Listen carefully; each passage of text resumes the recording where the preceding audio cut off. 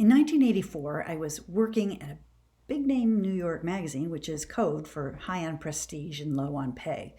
Though limos and planes were allowed when on assignment, civilian travel meant usually the bus, complete with urine-soaked bathrooms, sloppy drunks, and a vague smell of body odor and vomit. But that was okay, as long as I was on my way to anywhere that wasn't New York. There was a time when I was madly in love with New York.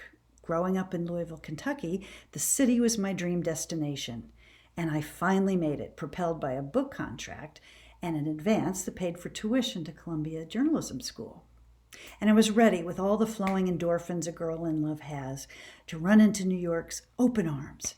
And by daring to reinvent myself into the image that 10-year-old me had always known I was meant to be, I was rewarded by a reunion with my college sweetheart. We'd split right after graduation, because I knew my destiny was not in a New Hampshire college town, but his was.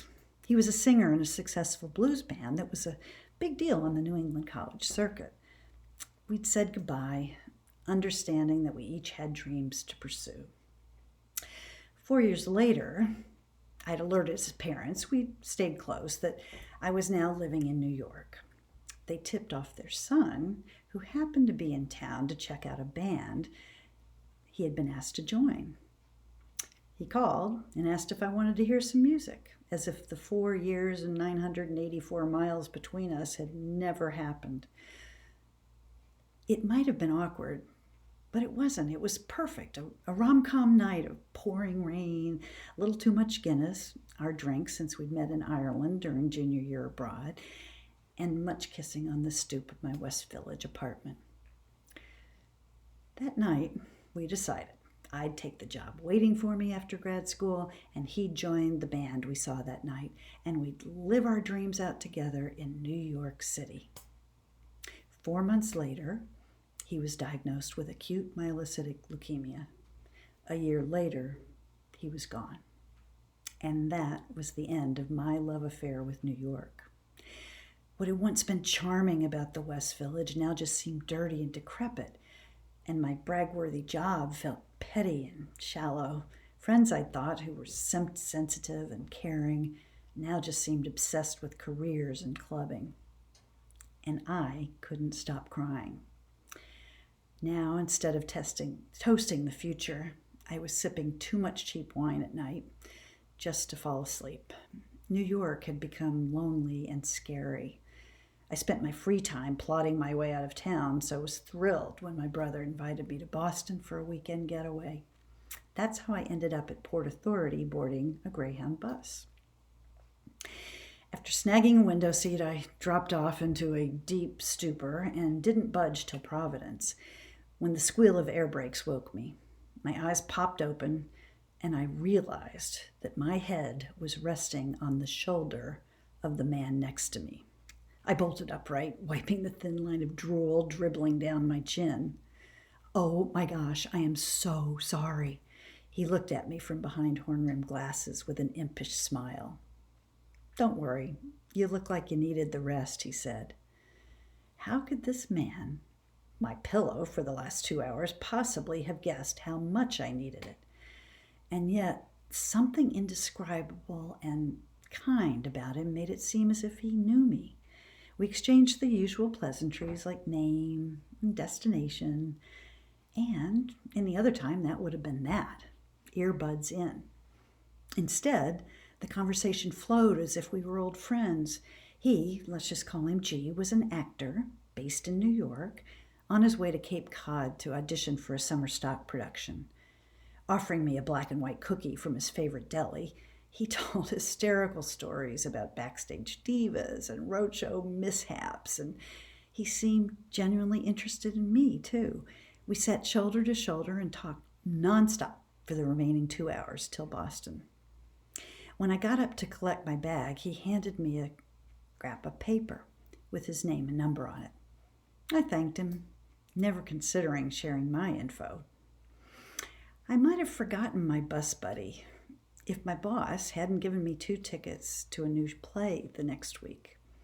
I couldn't find anyone available who shared my interest in Way Off Broadway, and was about to return the tickets when I glanced at the scrap of paper on my dresser.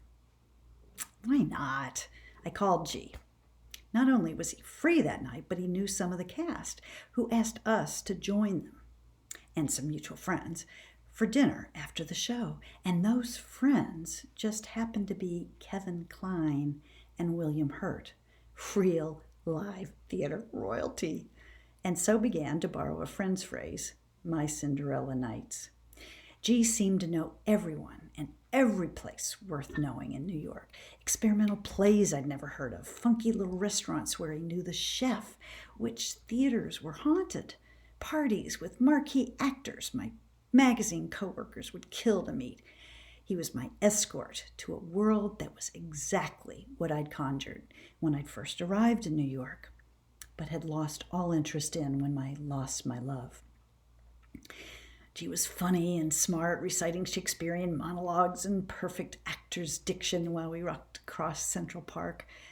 I told him all about my musician, and he told me about the red-haired actress he was sort of dating who was in Los Angeles filming a pilot. Traveling a lot for work, G lamented that he loved theater but hated the gypsy life, especially flying into airports alone with no one waiting for him. One night, he called to say he was heading back to town from Toronto, so I surprised him by meeting his plane. When he saw me, he swept me up in his arms like a war-weary soldier returning to his sweetheart. Only I wasn't his sweetheart. We'd never kissed, never held hands, and until that night, never even hugged.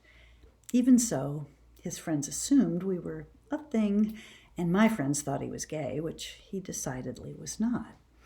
Even though we were devoted to each other and he loved telling our meet-cute bus story, romance was never discussed. We knew we were both in transit, that our friendship was just a layover until our next flight took off. And before long, our flights were called. His was first, an offer to join the European tour of a new play, and I was next, thanks to a new job where I met the man I eventually married. There were tears at our goodbye, but not out of pain or hurt, but more like the tender feeling of sending a dear friend off to a grand new adventure. Fast forward 30 years. During a pandemic cleaning binge, I found an old postcard dated May 3rd, 1986, Vienna, signed G. He'd remembered that May 3rd was Kentucky Derby Day that year, a national holiday for us Kentuckians, and he'd been talking to someone who'd mentioned he'd never been met at an airport before. So he thought of me. He wanted me to know that his feelings for me were and always would be deep and true. I had to smile, because that's exactly how I felt, even though I hadn't seen him in decades. Finding the postcard made me wonder what had happened to G since then. Locating him was easy, a few tap-taps on Facebook, and there he was. According to his profile, he was newlywed, living in New Orleans, after spending 20 years running a theater in Montana, a long way from the city this man who led me to fall in love with all over again. Should I reach out to him to thank him? For what? His contagious exuberance, his ability to bring me back into the land of the living? For rekindling my affection for New York? I kept scrolling till one post stopped me short. It was an obituary.